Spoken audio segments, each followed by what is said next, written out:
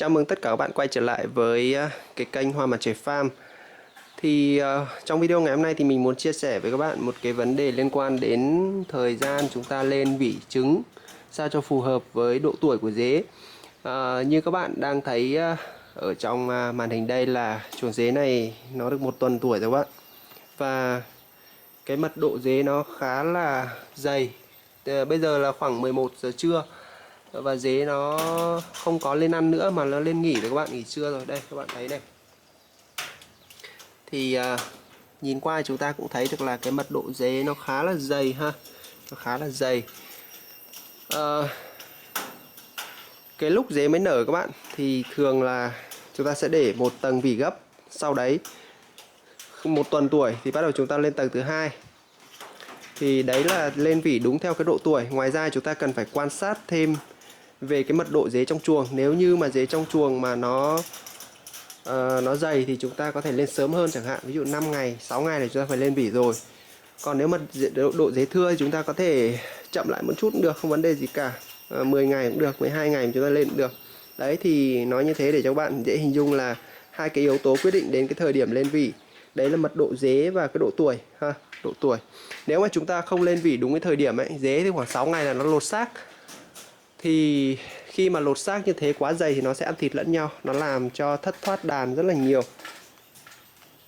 Chuồng này thì 12-13 ngày tuổi rồi các bạn, nó cũng rất là dày, dế rất là khỏe. Ăn lá sắn rất là mạnh ha, ăn lá sắn rất là mạnh.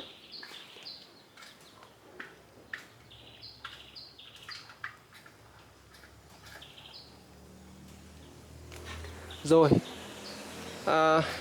tiếp nữa đến cái giai đoạn mà chúng ta cần phải lên vỉ nữa là các bạn thấy các cái chuồng này này. Các bạn nhìn nó rất là dày ha. Cái giai đoạn này nó độ tuổi các bạn khó hình dung nhưng mà nó to gần bằng con ong các bạn. Đó, nó to tầm gần bằng con ong hết. Và các bạn nhìn này, mật độ nó cực kỳ là dày luôn.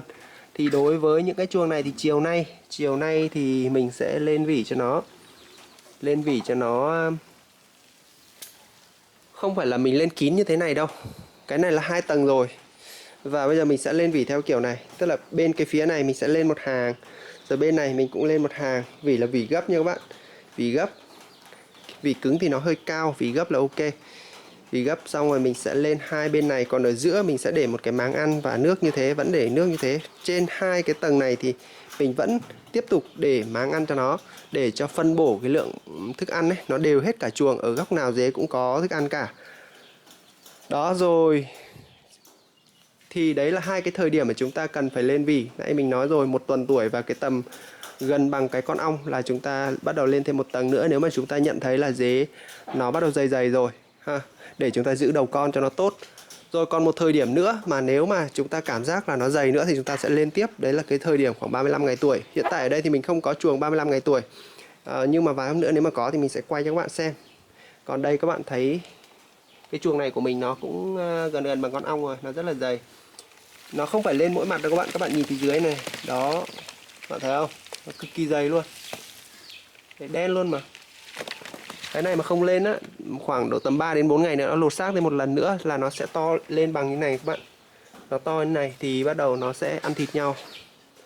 Nó hao hụt của mình nhiều lắm. Cho nên là cái thời điểm này, chiều nay luôn là phải lên vỉ rồi. Không để như thế này được. Còn như chuồng này như thế này thì chưa cần lên vỉ này các bạn. Chuồng này thì chỉ mới to hơn con ruồi một chút thôi. Đây. Chuồng này thì chỉ to hơn con ruồi một chút, mặc dù là mật độ nó vẫn dày nhưng mà bởi vì nó chưa có chuẩn bị lên lột xác ấy, cho nên là mình chưa cần đâu. Giai đoạn này thì vẫn cứ để vỉ thế này cũng được, tầng này cũng được, cho nó lên ăn lên uống cho nó dễ.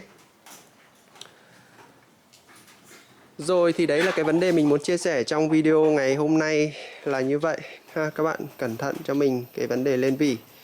Chứ không nhiều bạn cứ bảo là tại sao lúc nhỏ thì dày, như kiểu giai đoạn này nhìn rất là dày nhưng mà nó lên thêm một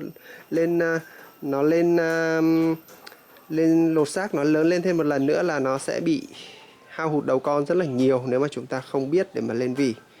Còn nếu mà chúng ta lên vỉ sớm quá chẳng hạn, nó cũng ảnh hưởng nhé. Nếu mà lên vỉ không đúng thời điểm như cái chuồng này chẳng hạn, bây giờ mà lên vỉ thì nó sẽ vẫn ảnh hưởng. Ảnh hưởng là như nào?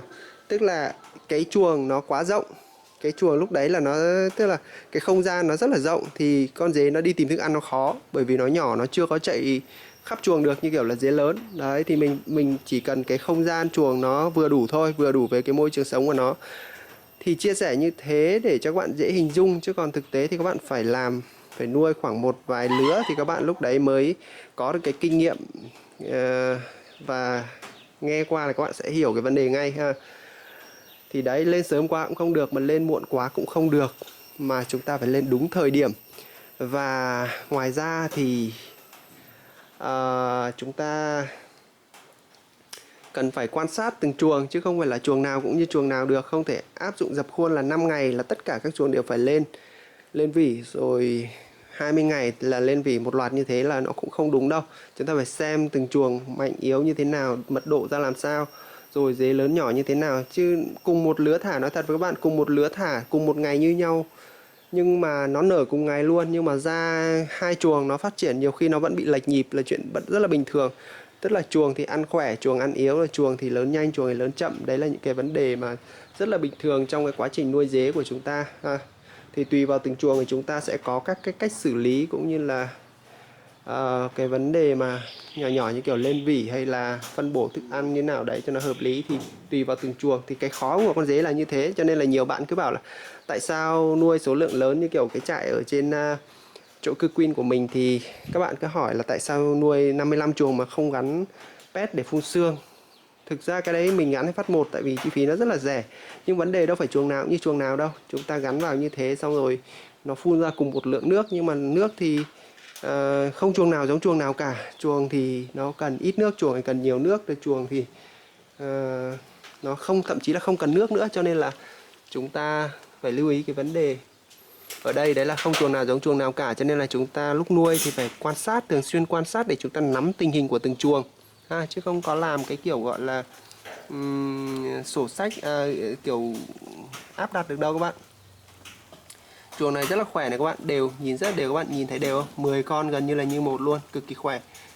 Có cái con này nó lớn hơn một chút là chứng tỏ nó lột xác rồi. Con này bây giờ lột xác thêm 2 lần nữa lên cánh để sinh sản luôn này các bạn. Lột xác thêm một lần nữa lên dế sữa. Dế sữa thì bắt đầu khi mà lên dế sữa thì có thể thu để làm thương phẩm được luôn đấy các bạn. Nhìn rất là thích, cực kỳ dày.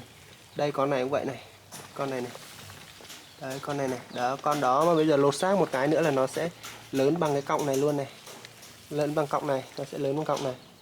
Lột xác cái là nhanh lớn lắm, mà đến tầm tuổi đấy nó ăn rất là khỏe.